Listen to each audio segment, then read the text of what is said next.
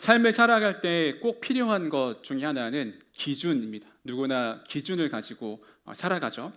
한 영상을 보다가 유명 명품 브랜드가 새롭게 그 매장을 런칭할 때 어떻게 하는지에 대한 과정을 본 적이 있습니다. 본사에서 그 가이드의 건물을 짓는 거에 대한 가이드를 아주 자세하게 준다고 하는 거예요. 그 벽은 어떤 재질로 해야 되는지, 몇 센치로 선반을 만들어야 하는지, 이 선반에는 어떤 가방을 올려놔야 되고, 또 이 동선은 어떻게 돼야 되는지 이런 것들을 아주 자세하게 알려준다고 합니다. 그리고 공사 중간 중간에 가서 이제 검사를 한다고 해요. 잘 하고 있는지. 이렇게 명확한 기준이 있으면 사실 편할 때가 많습니다. 그리고 기준이 있다고 하는 것은 우리에게 최소한의 안전 장치가 되기도 하는 거죠. 가령 공사 건물을 지을 때 최소한의 기준이 있습니다. 뭐 콘크리트, 철근 이 정도를 가지고 지어야 건물이 안전할 수 있다라고 하는 기준이 있어요.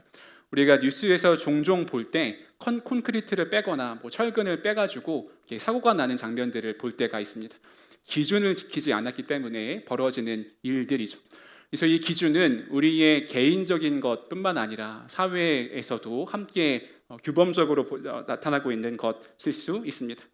그런데 우리가 헷갈리지 않아야 하는 것은 내 기준이 절대적이지 않다라고 하는 것을 늘 기억해야 돼요. 우리의 기준은, 개인의 기준은 취향일 때가 더 많습니다. 가령 저는 요즘에 짬뽕에 빠져 있습니다. 어릴 때는 짜장, 짬뽕 하면 무조건 짜장이었는데 어느샌가 짬뽕이 좋아지더라고요. 그리고 이제 어느 정도 맛 이상이면 어디를 가도 상관이 없었는데 맛집을 찾아다니기 시작했어요. 제가 좀 이렇게 데이터를 축적하면 이렇게 원하실 때 드리도록 하겠습니다. 저의 기준이 조금씩 생기고 있어요.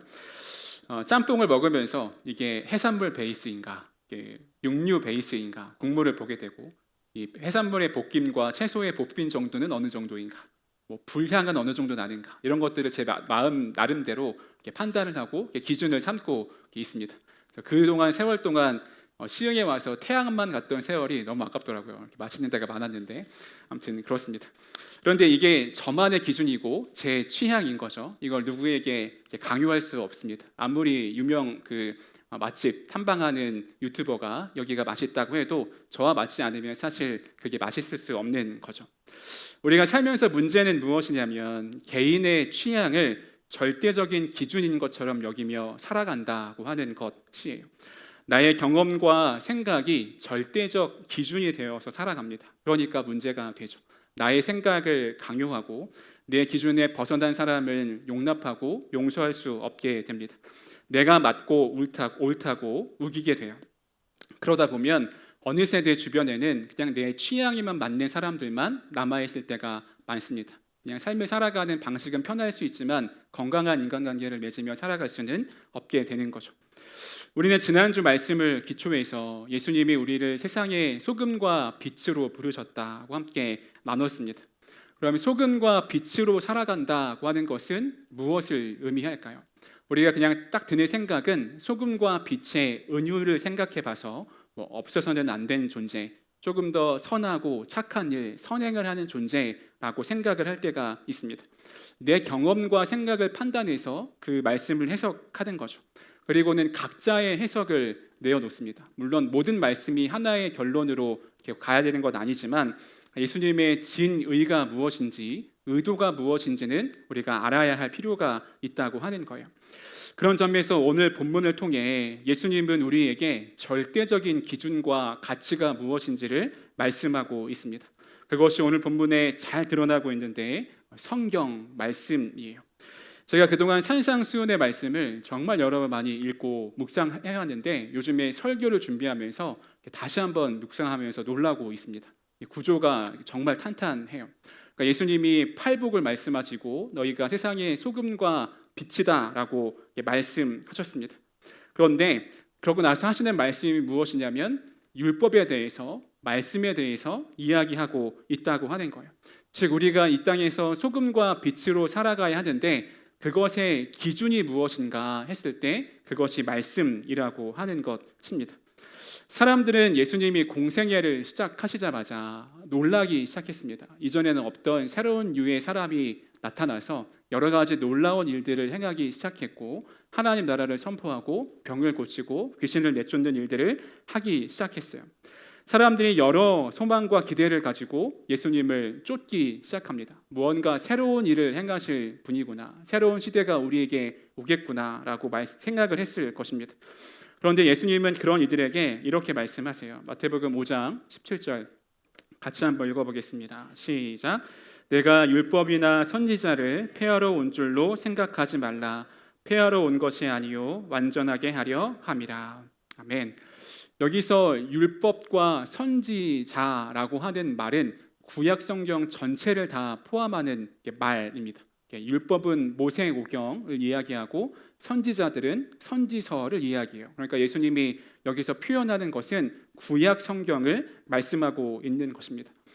사람들은 예수님이 새롭게 등장하셔서 기존 유대교와는 다른 뭔가 새로운 일을 시작하시겠구나, 새로운 종교를 만들거나 새로운 무언가를 시작하셔서 우리를 로마로부터의 지배에서 완전히 벗어나게 하고 새로운 일을 시작하겠구나라고 기대했는데 예수님이 무엇을 말씀하시냐면 이 구약의 말씀을 완전히 이루려고 내가 왔다라고 이야기하고 있는 장면입니다. 우리가 마가복음 1장 15절에서 때가 찼다라고 하는 말씀을 살펴봤는데 그 말씀이 예수님께서 구약을 이루신 말씀인 것이죠. 그렇다면 율법, 즉 구약은 어떤 의미가 있을까요? 첫 번째는 교리적 가르침을 담고 있습니다. 율법으로 번역된 토라는 교훈이라고 하는 의미가 있어요. 구약 성경을 읽다 보면 하나님에 대해서, 사람에 대해서, 구원에 대해서 교리적으로 알 수 있게 됩니다. 두 번째는 앞일에 대한 예언을 담고 있는데 이 예언은 대부분 메시아에 대한 예언입니다. 메시아가 올 것이다. 메시아에 대한 기대가 구약 성경에 담겨져 있어요. 그리고 예수님이 오심으로 그것이 완성되었습니다. 세 번째는 윤리적 교훈들 혹은 하나님의 도덕법을 담고 있습니다. 하나님을 사랑하고 이웃을 사랑하라. 가난한 자, 소외된 자, 고아와 과부와 나그네들을 섬기라라고 이야기합니다. 요즘 제가 읽고 있는 책 중에 환대에 관한 것, 우리가 지난 시심에 보면 맨 뒷장에 추천하고 있는 책이 있는데 환대라고 하는 말이 나그네와 사랑이라고 하는 그리스도의 합친말이라고 하더라고요. 그러니까 나그네를 사랑하는 게 환대라고 하는 거죠. 그러한 교훈들이 구약 성경에 담겨져 있어요. 예수님은 율법을 완성하러 왔다라고 말씀하시면서 그 당시의 종교 지도자들이 구약의 말씀을 피상적으로 해석하고 적용하고 있는 것을 깨뜨리시고 참된 해석을 제공하고 있다고 하는 것입니다. 예수님의 목적은 율법을 다 없애고 지금까지 종교 지도자들이 잘못해 왔으니까 율법을 다 없애고 새로 시작하자라고 하는 것이 아니라 이 율법을 완성시키는 데 목적이 있다고 하는 것이에요. 역사마다 율법에 대한 잘못된 오해를 가지고 있던 사람들이 있었습니다. 주후 2세기경에 마르시온이라고 하는 대표적인 이단이 있어요. 이 사람은 구약 자체를 인정하지 않습니다. 신약만으로 충분하다라고 생각을 했고 신약에 나와 있는 모든 구약의 말씀을 다 빼고 새롭게 신약을 쓰기도 했습니다. 그래서 우리가 오늘 읽은 본문도 중요한 구절들을 빼놓고 완전히 바꿔놨어요. 그래서 이렇게 해석합니다. 내가 율법이나 선지자를 완전하게 하러 온 줄로 생각하지 말라. 완전하게 하러 온 것이 아니요 폐하려 함이라. 예수님의 말씀을 완전히 바꿔놓은 것이죠. 구약에 대한 이해가 없으니까 예수님의 말씀도 오해하게 됩니다. 사람들이 물어봐요. 가끔 구약이 중요합니까? 신약이 중요합니까? 신약에서 예수님이 오셨고 새로운 시대가 시작되었으니까 이제 구약은 그렇게 중요하지 않는 게 아닙니까? 이렇게 물어봅니다. 그래서 여러분도 구약을 많이 읽으세요? 아니면 신약을 많이 읽으세요? 보통은 신약을 많이 읽죠. 창세기 읽고 좀 이렇게 읽다가 뒤로 넘어가서 신약을 더 많이 읽을 것입니다. 근데 예수님은 그렇지 않다고 하는 것을 말씀하고 있는 거죠. 예전에 이런 질문도 들어본 적이 있어요. 여러분 그 11조가 구약에만 나오는 거 알고 계신가요? 예수님은 11조에 대해서 11조를 하라고 하는 말씀에 대해서 이야기한 적은 없습니다. 그러니까 구약에밖에 없는 개념이니까 예수님은 한 번도 그렇게 11조를 하라고 말씀하신 적이 없는데 우리가 왜 11조를 해야 됩니까? 이런 질문도 들어본 적이 있습니다. 일면 맞는 말이기도 하고 그럴싸한 생각입니다. 여러분은 어떻게 생각하시나요? 오늘 결론적으로 이야기할 텐데 예수님의 진의를 다 알고 나면 그냥 11조 하는 게 차라리 낫겠다 이런 생각이 들지도 모르겠습니다. 이어지는 말씀에서 예수님이 말씀을 얼마나 중요하게 생각하시는지 이야기하시는데 마태복음 5장 18절 같이 한번 읽어보겠습니다. 시작. 진실로 너희에게 이르노니 천지가 없어지기 전에는 율법의 1.1획도 결코 없어지지 아니하고 다 이루리라. 아멘. 네, 예수님이 이 말씀이 하나도 없어지지 않고 다 이루어질 것이다 이렇게 이야기합니다. 이 말씀이 그냥 쭉 읽다가는 잘 몰랐는데 묵상하다 보니까 두렵기도 하고 놀랍기도 한 말씀인 거예요. 가령 제가 이런 이야기를 했다면 저랑 신뢰관계에 있는 분들은 그런가 보다 할 수 있는데 예수님이 무려 이 말씀이 다 없어지지 않고 이루어질 것이다 라고 말씀하고 있습니다. 우리가 왜 성경을 읽지 않아야 할까요? 우리가 왜 더 열심히 성경을 읽어야 될까요? 예수님이 이 말씀들이 다 이루어질 것이다 라고 말씀하셨다면 우리가 성경을 읽지 않고는 살아갈 수 없게 되는 것이죠. 성경을 읽어야 하나님의 뜻을 알 수 있기 때문에 그렇습니다. 자기계발서나 특히 경제 관련된 책들을 홍보하는 것들을 볼 때가 있습니다. 보통 그러한 홍보는 많은 사람들이 자신의 삶에서 아쉬움을 느끼는 부분을 채워주면서 홍보를 할 때가 많아요. 가령 자기계발 부분에서 계획은 상세하고 꿈은 원대한 분들이 있죠. 하루를 아주 분 단위로 초 단위로 쪼개서 계획을 세워놓고 내가 몇 살까지는 얼마를 저축해놓고 또 몇 살까지는 무엇을 이루어야겠다 막 생각하는 분들이 있습니다. 근데 현실은 어때요? 퇴근하고 집에 가서 쇼츠 보는 거죠. 그런데 내 생각은 원대하지만 쇼츠를 보고 있어요. 그런데 홍보를 이렇게 합니다. 매일 퇴근 후 쇼츠만 보는 당신, 이렇게 하면 3시간 아낄 수 있다. 이렇게 하면 부업으로 월 100만 원 벌 수 있다. 이런 문구가 막 있어요. 여러분 이 책 사시겠어요? 안 사시겠어요? 조금 동하긴 하죠. 네. 마음이 동하기도 합니다. 그래서 책을 사진 않더라도 어떤 내용이 있나 이렇게 들춰보기라도 이렇게 할 거예요. 성공하는 삶의 사용 설명서가 있는 것처럼 설명하고 소개합니다. 사람들은 그리고 그러한 문구를 보고 혹하면서 어떻게 하면 100만 원이라도 더 벌 수 있을지, 내가 내 시간을 아껴서 더 성공할 수 있을지에 대해 관심을 갖고 책을 봐요. 나의 성공을 위한 책을 대하는 태도도 이러한데 성경을 대하는 태도 여러분은 어떠신가요?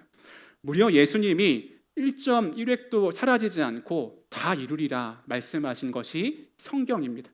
그렇다면 지금까지 있었던 일도 앞으로 있을 일도 내 삶에 해석이 되지 않은 모든 문제의 답이 다 성경에 있는 것은 아닐까 생각해 볼 수 있어야 됩니다.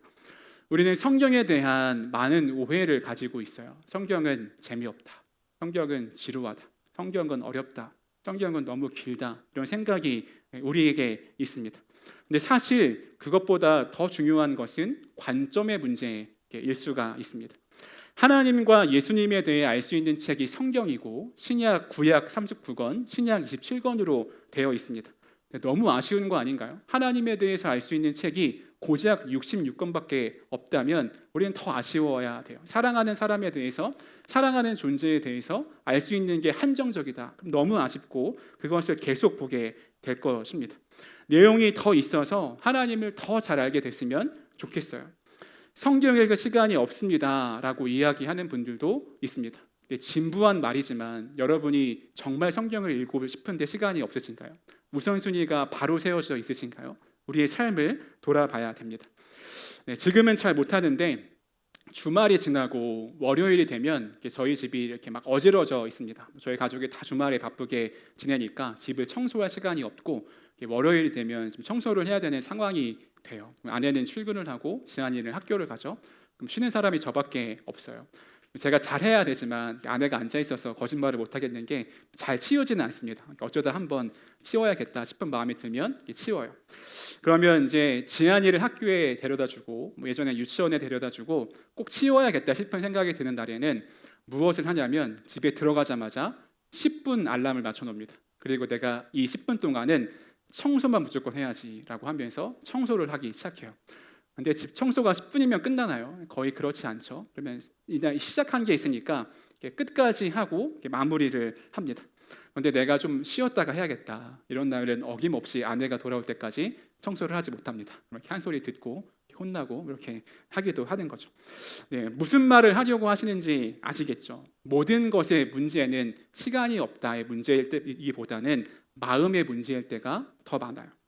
이 말씀이 다 이루어진다라고 생각해 본다면, 이것을 진짜 믿는다면, 예수님의 이 말씀을 우리가 진짜 믿는다면 어떻게 성경을 읽지 않고 살아갈 수 있겠느냐라고 하는 것이죠.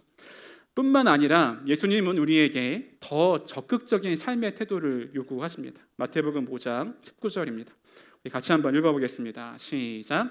그러므로 누구든지 이 계명 중에 지극히 작은 것 하나라도 버리고 또 그같이 사람을 가르치는 자는 천국에서 지극히 작다 일컬음을 받을 것이요 누구든지 이를 행하며 가르치는 자는 천국에서 크다 일컬음을 받으리라. 아멘. 예수님은 여기서 성경에 자주 볼 수 없는데 천국에서 크다, 작다라고 하는 개념을 사용하고 있어요. 자주 나오는 본문 설명은 아닙니다.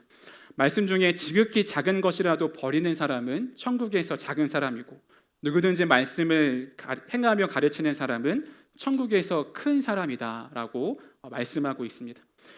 제가 사랑하는 존 웨슬리, 최근 또 영상에 나올 텐데 웨슬리를 왜 이렇게 좋아하냐고 누가 질문을 했더라고요. 감리교회 창시자여서 웨슬리 좋아하지 않을 수밖에 할 수 없는데 웨슬리가 이 작은 자에 대한 설명을 세 부류의 사람으로 이야기해요. 첫 번째 부류는 의도적으로 그리고 습관적으로 죄 가운데 사는 사람들입니다. 이건 작은 죄니까 괜찮겠지라고 하는 마음을 품고 사는 거예요. 내가 이 정도 신앙생활 해왔고 이 정도는 내가 내 마음대로 할 수 있는 것은 아닌가라고 하는 생각입니다. 하나님은 사랑의 하나님이신데 겨우 이 정도 죄 가지고 나를 어떻게 하시겠어? 이런 마음을 갖고 있는 사람들이에요. 두 번째 부류는 성격 좋고 선한 성품을 가진 사람들입니다. 이러한 사람들은 외적으로는 죄를 짓지 않습니다. 그렇다고 내적인 거룩함을 지닌 것도 아닌데 그냥 사람들을 편하게 하고 해악을 끼치지 않는 삶을 살아가는 사람들이에요.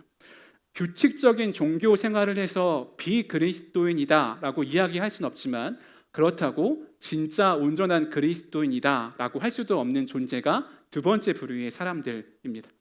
세 번째 부류는 복음에 대해 원수의 노릇을 하는 사람들이라고 이야기합니다. 주님이 율법을 폐하셨으니 구약의 율법을 폐하셨으니 이제 우리는 믿기만 하면 된다 이렇게 생각하는 사람들이에요. 구약의 말씀은 이제 효력이 없으니 내가 죄를 깨닫게 하는 율법은 뒤로 치우고 하나님의 사랑을 믿기만 하면 된다라고 여기는 사람들입니다. 이런 이들이 천국에서 작은 자들이에요. 물론 우리가 어떤 것을 행함으로 인해서 천국에서 큰 자가 되고 작은 자가 되는 것은 아니지만 우리가 믿음으로 은혜로 구원을 받지만 믿음이 중요하니 삶은 아무렇게나 살아도 된다라고 이야기해서는 안 된다고 하는 것이죠. 그러면 천국에서 큰 자는 어떤 사람들입니까? 예수 그리스도를 믿음으로 거룩하게 살아갈 힘을 얻은 사람들이 천국에서 큰 자입니다. 죄를 이기는 능력을 얻습니다. 죄를 발로 밟고 온 마음으로 주님이신 하나님을 사랑하고 능력을 받게 됩니다. 가장 작은 것에서부터 큰 것에 이르기까지 하나님의 모든 계명을 행하고 가르칠 수 있는 자입니다. 말뿐만 아니라 삶으로 말씀을 통과해내며 살아가는 사람들이 천국에서 큰 자라고 하는 것이에요. 즉 간단히 이야기해보자면 내 모든 삶의 영역에서 삶의 기준이 성경이 된 사람들, 말씀이 된 사람들, 그리고 그것을 실천하며 행하며 살아가는 사람들이 천국에서 큰 자라고 하는 것입니다. 이것은 취향의 문제가 아니에요. 내가 생각해 봤을 때 말씀이 이래도 내 기준은 이러니까 이거는 내가 이렇게 해야지라고 할 수 있는 문제가 아니라고 하는 것입니다. 절대적인 기준이고 변할 수 없는 기준이 성경입니다. 다른 어떤 것으로도 타협할 수 없어요. 중요한 것은 내가 이 말씀에 순종할 수 있는가 그렇지 않은가의 문제만 우리 앞에 놓여져 있는 것입니다. 하나님 말씀에 적극적으로 순종하는 삶의 자세가 우리 가운데 필요한 것이죠. 우리가 자주 쓰는 용어로는 믿음의 도전이라고 할 수 있고 수련회 때 강사님이 하신 표현으로는 임상실험, 말씀의 임상실험이라고 할 수도 있는 거죠. 하나님의 말씀이 진짜 이루어지는지 안 이루어지는지 테스트하기 위해서 그 말씀대로 살아가는 게 아니라 하나님을 신뢰하고 그 말씀에 진짜 순종하기를 원하니까 그 말씀대로 살아갈 수 있게 된다고 하는 것입니다. 진짜 순종해 보는 거죠.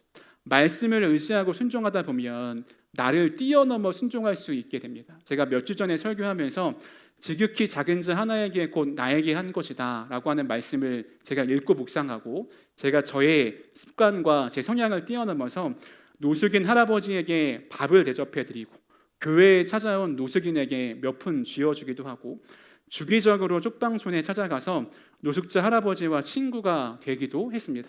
제가 뭐 원래 착해서 그렇게 할 수 있는 것이 아니라 말씀에 순종했을 때 내 안에 없는 용기와 사랑과 용납이 생겨날 수 있게 된다라고 하는 것이죠. 말씀을 아는 데서 그쳐서는 안 되고 순종의 자리까지 꼭 나아가시기 바랍니다. 말씀 묵상은 끝없이 강조합니다. 여러분 시심 열심히 잘 하고 계시죠? 혹시 놓치고 계셨던 분들이 있더라면 내일부터라도 다시 한번 꼭 시작해 보시기 바랍니다. 어느 날 아침에 일어나서 그런 생각이 들더라고요. 보통 아침에 일어나면 제일 먼저 뭐 하세요? 핸드폰 할 때가 많으시죠? 뭐 카톡 보거나 뭐 인스타 보거나 뭐 꼭 지금 당장 봐야 할 것들이 없으면서도 보게 될 때가 많아요. 하루는 가만히 생각해 보면서 저도 일어나서 그렇게 잠들려고 핸드폰을 보는데, 내가 내 하루를 시작하는데 핸드폰 보는 것으로 내 삶을 시작하고 채운다고 하는 게 내 영적인 삶에 얼마나 무익할까, 이런 생각이 들었습니다. 그래서 아침에 일어나면 예수님 생각을 먼저 하고, 제일 먼저 하려고 하는 게 시심을 하는 거죠. 요즘에 좀 늦게 하기도 하는데 그냥 말씀으로 내 삶을 가장 먼저 채우고 싶다라고 하는 생각이 있어서 뭐 가능하면 새벽기도 전에 아니면 갔다 와서 그렇게 큐티를 하기도 합니다. 말씀을 묵상하는 삶을 살아야 되죠. 그런데 매일 핸드폰하고 뭐 유튜브 보고 그렇게 하면서 10분, 20분 묵상할 시간이 없다라고 하는 것은 핑계가 될 수 없을 것 같아요. 말씀을 읽고 묵상하고 그리고 그것을 그렇게 시간을 보냈다면 또 하나 도전하는 것은 꼭 실천할 것을 정해보고 말씀에서 실천해 보시기 바랍니다. 이 말씀 좋은 말씀이네, 감동이 되네, 나도 그렇게 됐으면 좋겠네 라고 하는 데서 멈추지 말고, 내가 오늘 내 하루의 삶에서 정말 구체적으로 실천해 볼 것은 무엇인가를 알고 그렇게 순종해 보시기 바랍니다. 모든 일에는 트리거가 필요하죠. 즉 행동을 촉발하기 위한 무언가가 필요합니다. 내가 그리스도이니까 자연스럽게 말씀대로 살아갈 수 있는 게 아닌 것이죠. 우리에게 가장 큰 트리거는 성경입니다. 하나님의 마음을 깨닫게 되고 또 그 마음을 깨닫게 된 것에 소원하는 마음으로 실천할 수 있게 되는 것이에요. 그리고 오늘 마지막으로 본문 마지막 절에서 예수님은 말씀의 범위를 확 넓히시는데, 마태복음 5장 20절입니다. 같이 한번 읽어보겠습니다. 시작. 내가 너희에게 이르노니 너희 의가 서기관과 바리새인보다 더 낫지 못하면 결코 천국에 들어가지 못하리라. 아멘. 예수님은 여기서 우리가 지켜야 하고 품어야 할 의를 바리새인과 서기관들의 의와 비교하면서 설명하고 있습니다. 우리가 복음서를 보면 예수님께 가장 많이 욕먹는 존재가 바리새인들이죠. 그런데 예수님은 여기서 바리새인의 의보다 더 낫지 못하면 천국에 들어가지 못하리라 라고 말씀하고 있어요. 그러면 바리새인들의 의는 무엇일까요? 유대인의 그 율법을 따르면, 전통에 따르면 총 613개의 계명이 있습니다. 여기서 해야 할 것은 248개, 하지 말아야 할 것은 365개가 있어요. 유대 랍비들은, 또 유대 그 바리새파 사람들은 이것을 철저하게 지켜왔습니다. 그리고 이 계명들을 외우고 분류하고 구전으로 이야기하면서 자녀들에게도 가르치게 시켰어요. 바리새파 사람들은 구별된 사람들이었습니다. 세상의 가치를 따라 살지 않아요. 자기를 굉장히 거룩하게 하려고 하면서 살아갑니다. 그들은 죄를 짓지 않으려고 공정하려고 애를 썼고요. 다른 사람의 형편 때문에 내가 부당한 이득을 취하지 않으려고 애썼습니다. 가치를 부풀려서 돈을 요구하지 않았어요. 또 은혜의 수단을 사용했습니다. 늘 공적 기도와 사적 기도를 했고 성경 말씀을 읽고 듣고 외웠습니다. 일주일에 2번씩 금식하면서 영성 생활을 해왔습니다. 성찬을 참여하고 그 기회를 소중하게 여겼어요. 이게 바리새파 사람들의 의이고 믿음 생활이었습니다. 여러분, 얼마나 바리새파 사람들만큼이라도 우리가 기도하고 있나 생각이 들죠. 또 바리새파인들은 자신이 가진 모든 것에 11조를 했습니다. 말씀을 보면 채소와 가루의 소득까지 11조를 했다라고 이야기하고 있어요. 충분히 선을 행하는 사람들이 바리새파 사람들이었습니다. 이렇게 보면 우리가 어떻게 그들을 따라잡을 수 있을까 생각이 들어요. 엄격하게 지켜야 엄격하게 지켜야 하는 계명들을 더 엄격하게 지켜야 하는 것인가? 하지 말아야 할 것들을 더 늘려서 하지 않음으로 그들보다 더 나은 의를 쌓으며 살아가야 할 것인가? 그런 게 아니라고 하는 것입니다. 그렇게 할 수도 없거니와 예수님의 의도는 이것이 아닌 것이에요. 우리가 더 뛰어나게 실천해야 할 의는 바리새인들이 지켰던 의보다 더 확장된 의입니다. 바리새인들은 율법에 기초하긴 했지만 장로들의 전통에 따라서 율법을 지켜왔습니다.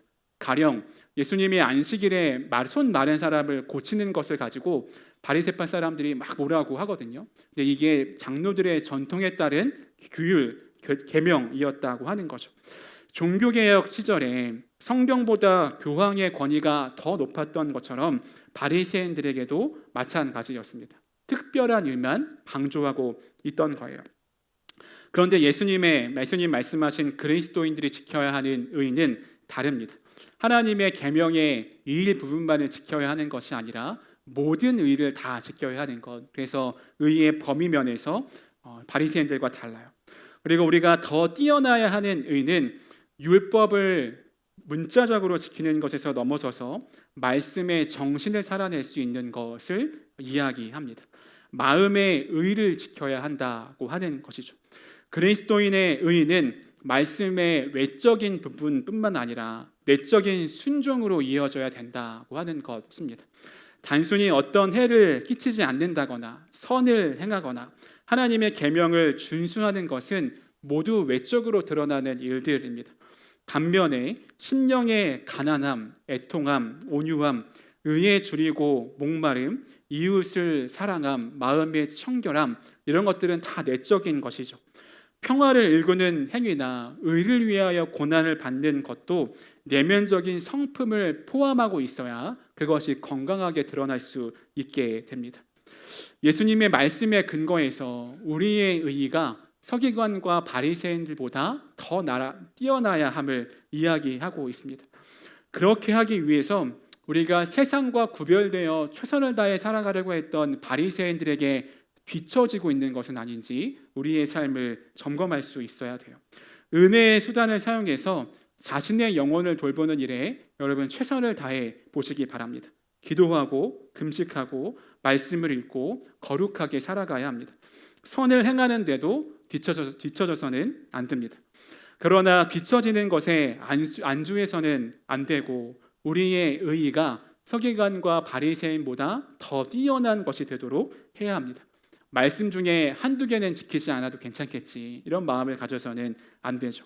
예수님의 명령이라면 모든 힘을 다해 실천해보고 행할 수 있어야 합니다. 내적인 거룩함, 정신에서도 의를 닮아갈 수 있어야 돼요. 그래서 마태복음 산상수훈에 이어지는 5개에 나오는 말씀이 다 이런 류의 말씀입니다. 외식하는 것, 그리고 음란하게 살아가는 것, 거짓말하는 것, 이런 것들이 예수님이 어떻게 말씀의 원리들에 대해서 이야기하는지를 알려주는 본문인데 이것은 다음 주부터 함께 또 살펴보도록 하겠습니다. 말씀을 정리하겠습니다. 성경을 강조하는 것은 아무리 강조해도 부족함이 없습니다. 저는 여러분이 성경에 대해서 아는데 만족하지 않기를 원해요. 성경은 창세기로 시작해서 요한계시록으로 끝나요. 그리고 성경은 구약이 있고 신약이 있어요. 마태복음 마태가 쓴 거고 이렇게 아는 데서만 멈추지 않았으면 좋겠습니다. 여러분 다이어트 해야 하는 방법 다 알고 계시죠? 다이어트 하는 법 몰라서 안 하시는 분 없으시죠? 왜 공부를 열심히 해야 하고 책을 열심히 읽어야 하는지 모르는 분은 없으실 것입니다. 그런데 이것을 진짜 하느냐 안 하느냐의 문제인 것이죠. 중요한 것은 성경에 대해서만 알 것이 아니라 읽어서 알아야 한다고 하는 것입니다. 여러분 무슨 가치와 기준으로 세상 속에서 살아가시겠습니까? 무슨 가치와 기준으로 어두운 세상 속에서 소금과 빛으로 살아가시겠습니까? 말씀이 기준 되어야 합니다. 이제 오늘 이렇게 말씀 나누고 목장에서 결단하고 말씀 읽는 사람 한번 시작해 보자라고 해서 딱 읽으려고 했는데 이렇게 마주하는 경험은 어때요? 말씀 너무 어렵네 이런 마음이 들 수도 있어요. 그런데 그 시간을 통과하는 게 필요합니다. 그래서 너무 어렵다면 세번역 성경으로 읽어보기를 권하고요. 단순히 말이 어려워서 옛날 표현이어서 성경이 어려운 게 아니라 안 읽다가 읽으려고 하면 어렵습니다. 영적인 책이기 때문에 단순히 막 지식만을 얻는 게 아니기 때문에 안 읽다가 읽으려고 하면 어려워요. 그래서 그 시간을 통과하는 것도 필요합니다. 그러면 어느새 말씀이 내 속에 들어오게 되는 것을 경험하게 됩니다. 제가 차마 말씀이 너무 재밌습니다 이렇게 이야기할 수는 없지만 말씀을 읽다 보면 다른 책을 읽을 때와는 다른 경험을 하는 것을 경험하게 돼요. 이것을 그냥 성경을 읽으면 이렇게 된대 라고 하는 것을 아는 데 그치지 않고 여러분이 진짜로 직접 경험해 봤으면 좋겠습니다. 여러 루트를 사용해서 시심을 통해서 성경 통독을 통해서 목장이나 또래 모임에서 함께 믿음의 도전을 통해서 말씀을 가까이 하고 읽고 살아내는 것에 여러분의 마음과 힘을 다해 봤으면 좋겠습니다. 그래서 성경을 통해서 우리의 삶이 완전히 새롭게 되고 어두운 이 땅을 소금과 빛이 되어 밝힐 수 있는 은혜가 우리 가운데 있기를 축복합니다.